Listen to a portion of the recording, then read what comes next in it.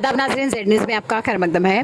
जिला पुंछ के तहसील मेंढर गांव के मंजीआड़ी से गेल अरीम दुख्तर सगरेज अहमद ने मेंढर के जज साहिबा से गुजारिश करते हुए कहा कि कई सालों से मेंढर कोर्ट के अंदर मेरा केस चल रहा है, मगर मुझ बेसहारा को कोई इंसाफ नहीं मिल रहा है।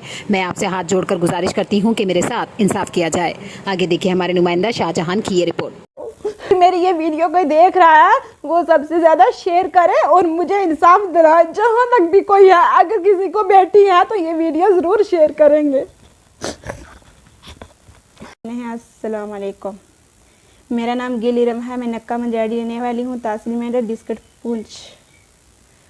मेरी शादी को 5 साल हो गए। 2017 में मेरी शादी हुई थी और घर वालों ने मुझे मार पिटाई करके घर से निकाल दिया है। ये सुनाई नहीं करता है।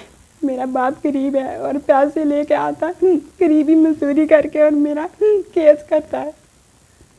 मेरी सुनाई कोई नहीं करने वाला। बोलते हैं इसका डैडी इधर है उधर है, बहन के घर गया, आज मामू के घर गया, इसीलिए बस से कोर्ट में हाजिर में। कौन सा कोर्ट है जो 5 साल में उसे एक बार भी तारीख पे हाजिर नहीं किया जाए? कौन सा कोर्ट है जब हम गरीबों पे कुछ आता है तो तब हमें गुमराह करके पुलिस हथकड़ी लेके हमें लेके जाती है कि आज आपकी तारीख है। हमें हाई कोर्ट में बुलाया गया तो हम वहाँ भी पहुँचे और मेरा लाख रुपया खर्चा हुआ और मैं वहाँ पे गरीब बाप की बेटी, हमने अपना माल बेच कर उधर केस हमने तुड़ाया तो हमें कुछ भी नहीं मिला। ये कैसा है? और उधर भी ये हाजिर नहीं होता है। ऐसे हमारे पे स्टे करा के उधर से हमने 6 महीने में केस तोड़ा के लाया और मेंढर भी आज तक हम जब तक मैं जाती हूँ तब तक अभी भी वो मेंढर कोर्ट में हाजिर नहीं हुआ है। ये हमारी कौन सी कार्रवाई है जो इधर कोर्ट में हाजिर भी नहीं हो सकता और हमारी कोई भी सुनवाई नहीं होती है। एसपी डीएसपी साहब, जितने भी गवर्नर, सब तक मेरी आवाज़ जाती है, मेरा इंसाफ कीजिए। मैं अकेली हूँ, किसी की भांजी हूँ, किसी की बहन हूँ, हम सब गरीब परिवार है, हमारा मदद करिए। जहाँ तक हो सके मदद करनी चाहिए, मदद कीजिए हमारी। मैं एक नहीं, हमारी कोर्ट में बहुत सी लड़कियां हैं जो बेरोजगार हैं और प्रतिदिन बने, पर उनका फैसला कोई भी नहीं करता है। जज साहब डिग्री भेजते हैं तो जो रिश्वत खिला के इनको तो इनसे मेरा इंसाफ हो।